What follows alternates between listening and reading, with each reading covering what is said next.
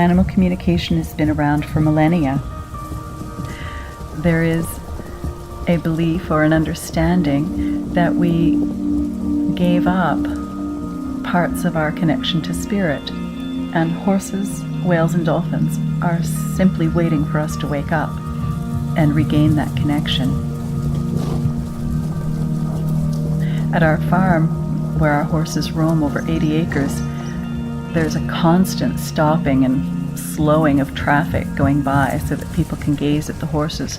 These may not even be horse lovers, but something about the beauty and symmetry of their movement and their connectedness draws people, whether they like horses or not.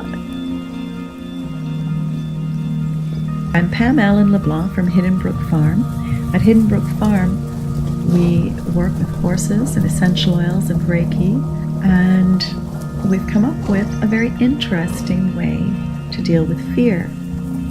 I am happy to invite you to join us and learn how fear can become something that no longer has a hold over you.